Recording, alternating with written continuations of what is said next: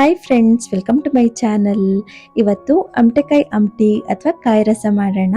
ಮಲೆನಾಡು ಕರಾವಳಿ ಸೈಡಲ್ಲೆಲ್ಲ ಬ್ರಾಹ್ಮಿನ್ಸ್ ಮನೆಗಳಲ್ಲಿ ಸಾಮಾನ್ಯವಾಗಿ ಮಾಡುವಂಥ ಟ್ರೆಡಿಷನಲ್ ರೆಸಿಪಿ ಇದು. ಹುಳಿ ಹುಳಿಯಾಗಿ, ಖಾರ ಖಾರವಾಗಿ, ಸ್ವಲ್ಪ ಸಿಹಿಯಾಗಿ ಅನ್ನೋ ಜೊತೆಗೆ ತುಂಬಾ ರುಚಿಯಾಗಿರತ್ತೆ. ಬನ್ನಿ ಹೇಗೆ ಮಾಡೋದು ಅಂತ ನೋಡ್ಕೊಂಡು ಬರೋಣ. ಇದನ್ನು ಮಾಡ್ಕೊಳ್ಳೋದಕ್ಕೆ ನಾನಿಲ್ಲಿ ಸುಮಾರು ಒಂದು ಅರ್ಧ kg ಅಮಟೆಕಾಯಿ ತೊಗೊಂಡಿದ್ದೀನಿ. ಇಷ್ಟು ಏನು ಕೂಡ ಬೇಡ, ಇದರಲ್ಲಿ ಒಂದು 15 ಅಮಟೆಕಾಯಿ ತೊಗೊಳ್ತಾ ಇದ್ದೀನಿ. ಚಿಕ್ಕದು, ಹಾಗಾಗಿ ನಾನಿಲ್ಲಿ ಇಷ್ಟು ತೊಗೊಂಡಿದ್ದೀನಿ. ಸುಮಾರು ಒಂದು 1/4 kg ಇರ್ಬೋದು. ಇವಾಗ ಇದನ್ನು ಕ್ಲೀನಾಗಿ ವಾಶ್ ಮಾಡಿಕೊಂಡು ತೊಟ್ಟನ್ನೆಲ್ಲ ತೆಗೆದು ತೊಗೊಂಡಿದ್ದೀನಿ. ನಂತರ ಇದಕ್ಕೆ ಒಂದು 2 ಗ್ಲಾಸ್ ಆಗುವಷ್ಟು ನೀರು ಸೇರಿಸ್ಕೊಂಡು ರುಚಿಗೆ ತಕ್ಕಷ್ಟು ಉಪ್ಪು ಸೇರಿಸ್ಕೊಳ್ತಾ ಇದ್ದೀನಿ. ಹಾಗೆಯೇ ಇದ್ರ ಜೊತೆಗೇನೆ ಸ್ವಲ್ಪ ಬೆಲ್ಲ ಕೂಡ ಸೇರಿಸ್ಕೊಂಡು ಬೇಯಿಸ್ಕೋಬೇಕು. ನಾನಿಲ್ಲಿ ಒಂದು 2 ಟೇಬಲ್ ಸ್ಪೂನ್ ಆಗುವಷ್ಟು ಸೇರಿಸ್ಕೊಂಡಿದ್ದೀನಿ.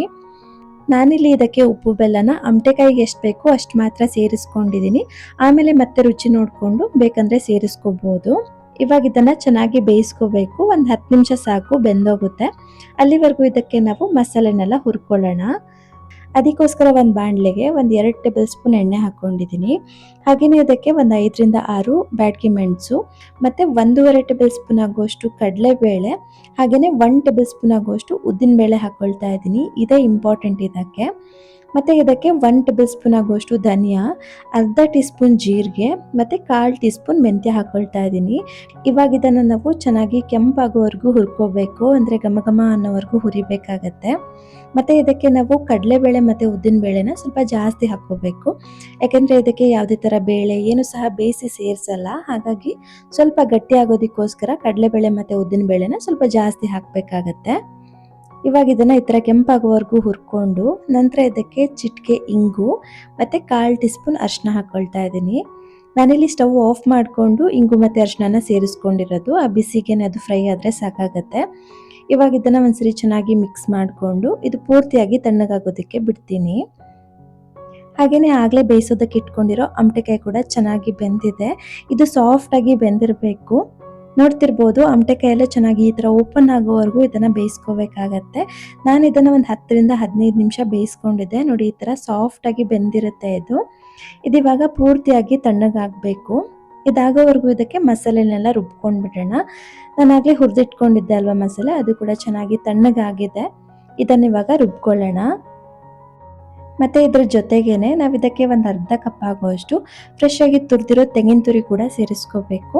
ಹಾಗೆಯೇ ಇದಕ್ಕೆ ರುಬ್ಬೋದಕ್ಕೆ ಎಷ್ಟು ಬೇಕು ಅಷ್ಟು ನೀರು ಹಾಕಿ ಇದನ್ನು ನಾವು ನೈಸಾಗಿ ರುಬ್ಕೋಬೇಕು. ನೋಡಿ, ಈ ಥರ ಇದನ್ನು ನುಣ್ಣಗೆ ರುಬ್ಕೊಂಡು ಎತ್ತಿಟ್ಕೊಂಡಿದ್ದೀನಿ.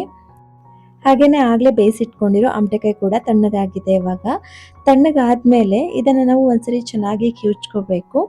ನಿಮಗೆ ಬೇಡ ಅಂತಂದರೆ ಸಿಪ್ಪೆನೆಲ್ಲ ಹಿಂಡಿ ತೆಗಿಬೋದು. ನಾನೇನು ತೆಗಿತಾ ಇಲ್ಲ, ಇದನ್ನು ಹಾಗೇ ಬಿಡ್ತಾ ಇದ್ದೀನಿ. ಅದು ಕೂಡ ಚೆನ್ನಾಗಿರುತ್ತೆ ಇದ್ರೆ. ಮತ್ತು ಈ ಬೀಜನೂ ಕೂಡ ತೆಗಿಬೇಕಂತ ಇಲ್ಲ, ಇದನ್ನು ಕೂಡ ಹಾಗೇ ಬಿಡ್ಬೋದು. ಅದು ಕೂಡ ಉಪ್ಪು ಖಾರ ಎಲ್ಲ ಎಳ್ಕೊಂಡು ಚೆನ್ನಾಗಿರುತ್ತೆ ತಿನ್ನೋದಕ್ಕೆ. ಹಾಗಾಗಿ ಅದನ್ನು ಕೂಡ ತೆಗಿತಾ ಇಲ್ಲ. ಇವಾಗ ಇದನ್ನು ಒಂದ್ಸರಿ ಚೆನ್ನಾಗಿ ಕಿವುಚ್ಕೊಂಡು ನೋಡಿ, ಈ ಥರ ರೆಡಿ ಮಾಡ್ಕೊಂಡಿದ್ದೀನಿ. ಈ ಥರ ಮಾಡ್ಕೊಳ್ಳೋದ್ರಿಂದ ಇದು ಸ್ವಲ್ಪ ಗಟ್ಟಿಯಾಗಿ ಕೂಡ ಬರುತ್ತೆ. ಇವಾಗ ಇದಕ್ಕೆ ಆಗಲೇ ರುಬ್ಬಿಟ್ಕೊಂಡಿರೋ ಮಸಾಲೆನ ಸೇರಿಸ್ಕೋಬೇಕು. ಹಾಗೆಯೇ ಮಿಕ್ಸಿ ಜಾರ್ಗೂ ಕೂಡ 1 ಗ್ಲಾಸ್ ಆಗೋಷ್ಟು ನೀರು ಸೇರಿಸ್ಕೊಂಡು ಅದನ್ನು ಕೂಡ ಇದಕ್ಕೇ ಸೇರಿಸ್ಕೊಳ್ತಾ ಇದ್ದೀನಿ. ಇದೇನಾದರೂ ನಿಮಗೆ ಸ್ವಲ್ಪ ಗಟ್ಟಿಯಾಗಿ ಗೊಜ್ಜು ಥರ ಬೇಕು ಅನ್ನೋದಾದರೆ ಇಷ್ಟೇ ನೀರು ಸಾಕಾಗುತ್ತೆ. ಅಂದರೆ ಕುದಿಸಿದ ಮೇಲೆ ಇನ್ನೂ ಕೂಡ ಗಟ್ಟಿ ಆಗುತ್ತೆ ಇದು. ನಾನು ಇದನ್ನು ಸ್ವಲ್ಪ ಸಾಂಬಾರು ಥರ ಸ್ವಲ್ಪ ತೆಳ್ಳಗೆ ಮಾಡ್ಕೊಳ್ತಾ ಇದ್ದೀನಿ. ಹಾಗಾಗಿ ನಾನಿಲ್ಲಿ ಮತ್ತೆ 1/4 ಗ್ಲಾಸ್ ಆಗುವಷ್ಟು ನೀರನ್ನು ಸೇರಿಸ್ಕೊಳ್ತಾ ಇದ್ದೀನಿ ಇವಾಗ ಇದಕ್ಕೆ. ಮತ್ತು ಇದಕ್ಕೆ ರುಚಿಗೆ ತಕ್ಕಷ್ಟು ಉಪ್ಪು, ಹಾಗೆಯೇ ಇದಕ್ಕೆ ಮತ್ತೆ ಸ್ವಲ್ಪ ಬೆಲ್ಲ ಸೇರಿಸ್ಕೊಳ್ತಾ ಇದ್ದೀನಿ. ಅಂದರೆ ಅಮಟೆಕಾಯಿ ಸ್ವಲ್ಪ ಜಾಸ್ತಿ ಹುಳಿ ಇರುತ್ತಲ್ವ, ಹಾಗಾಗಿ ಇದಕ್ಕೆ ಬೆಲ್ಲನೂ ಕೂಡ ಸ್ವಲ್ಪ ಜಾಸ್ತಿನೇ ಸೇರಿಸ್ಬೇಕಾಗುತ್ತೆ. ಹಾಗಾಗಿ ನಾನಿಲ್ಲಿ ಮತ್ತೆ ಒಂದು 3 ಟೇಬಲ್ ಸ್ಪೂನ್ ಆಗುವಷ್ಟು ಬೆಲ್ಲ ಸೇರಿಸ್ಕೊಂಡು ಮಿಕ್ಸ್ ಮಾಡ್ಕೊಳ್ತಾ ಇದ್ದೀನಿ. ಅಂದರೆ ಇದು ಹುಳಿ ಸಿಹಿ ಎಲ್ಲ ಬ್ಯಾಲೆನ್ಸ್ ಆಗಬೇಕು, ಆವಾಗಲೇ ಚೆನ್ನಾಗಾಗತ್ತೆ ಟೇಸ್ಟು. ಇಲ್ಲಾಂದರೆ ಬರೀ ಹುಳಿ ಹುಳಿ ಆಗಿಬಿಡುತ್ತೆ ಇದು. ಇವಾಗ ಇದನ್ನು ಚೆನ್ನಾಗಿ ಮಿಕ್ಸ್ ಮಾಡಿಕೊಂಡು ಕುದಿಯೋದಕ್ಕೆ ಇಟ್ಕೊಂಡಿದ್ದೀನಿ. ಹಾಗೆಯೇ ಇದ್ರ ಜೊತೆಗೇನೆ ಒಂದು 2 ಕಡ್ಡಿ ಕರಿಬೇವು ಕೂಡ ಸೇರಿಸ್ಕೊಂಡು ಇದನ್ನು ಚೆನ್ನಾಗಿ ಕುದಿಸ್ಕೊಳ್ತೀನಿ ಒಂದ್ಸರಿ ಮಿಕ್ಸ್ ಮಾಡಿಕೊಂಡು. ಇದನ್ನು ನಾವು ಕಮ್ಮಿ ಅಂದ್ರೂ ಕೂಡ ಒಂದು 5ರಿಂದ 6 ನಿಮಿಷನಾದರೂ ಚೆನ್ನಾಗಿ ಕುದಿಸ್ಬೇಕಾಗತ್ತೆ. ಕುದ್ದಷ್ಟು ಚೆನ್ನಾಗಿ ಬರುತ್ತೆ ಇದಕ್ಕೆ ಟೇಸ್ಟು. ಮತ್ತು ಇದನ್ನು ನಾವು ಬರೀ ಅಮಟೆಕಾಯಿನಲ್ಲೇ ಮಾಡಬೇಕಂತಿಲ್ಲ, ಯಾವುದೇ ಹುಳಿ ಜಾಸ್ತಿ ಇರುವಂಥ ಹಣ್ಣು ಅಥವಾ ತರಕಾರಿಯಿಂದ ಇದನ್ನು ನಾವು ಮಾಡ್ಕೋಬೋದು. ಹಾಗಲಕಾಯಿಂದ ಸಹ ಇದನ್ನು ನಾವು ಮಾಡ್ಬೋದು. ನೋಡಿ, ಈ ಥರ ಕಲರ್ ಚೇಂಜ್ ಆಗೋವರೆಗೂ ಇದನ್ನು ನಾವು ಕುದಿಸ್ಕೋಬೇಕು. ಕಲರ್ ಕೂಡ ಚೇಂಜ್ ಆಗಿದೆ ಮತ್ತು ಸ್ವಲ್ಪ ಗಟ್ಟಿ ಕೂಡ ಆಗುತ್ತೆ. ಅಲ್ಲಿವರೆಗೂ ಇದನ್ನು ನಾವು ಕುದಿಸ್ಕೋಬೇಕು. ಇದಾಗಿದೆ, ಇವಾಗ ಸ್ಟವ್ ಆಫ್ ಮಾಡ್ಕೊಳ್ತೀನಿ. ಇದನ್ನು ನಾವು ಅನ್ನದ ಜೊತೆಗೆ ಊಟ ಮಾಡ್ಬೋದು, ತುಂಬಾ ರುಚಿಯಾಗಿರುತ್ತೆ. ನಿಮ್ಗೇನಾದರೂ ಅಮಟೆಕಾಯಿ ಸಿಕ್ಕಿದ್ರೆ ಖಂಡಿತ ಈ ರೆಸಿಪಿನ ಒಂದ್ಸರಿ ಟ್ರೈ ಮಾಡಿ ನೋಡಿ, ತುಂಬಾ ಚೆನ್ನಾಗಿರುತ್ತೆ ಅನ್ನದ ಜೊತೆಗಂತೂ ಇದು. ಹಾಗೆಯೇ ನಿಮ್ಗೇನಾದರೂ ಈ ವಿಡಿಯೋ ಸ್ವಲ್ಪನಾದರೂ ಇಷ್ಟ ಆಗಿದ್ರೆ ಪ್ಲೀಸ್ ಒಂದು ಲೈಕ್ ಮಾಡಿ, ಶೇರ್ ಮಾಡಿ, ಮತ್ತು ಯಾರೆಲ್ಲ ಸಬ್ಸ್ಕ್ರೈಬ್ ಮಾಡದೆ ನೋಡ್ತಾ ಇದ್ದೀರಾ ಪ್ಲೀಸ್ ಸಬ್ಸ್ಕ್ರೈಬ್ ಮಾಡ್ಕೊಳ್ಳಿ ಅಂತ ಹೇಳ್ತಾ ಸಿಗೋಣ ಮುಂದಿನ ವಿಡಿಯೋದಲ್ಲಿ. Thanks for watching.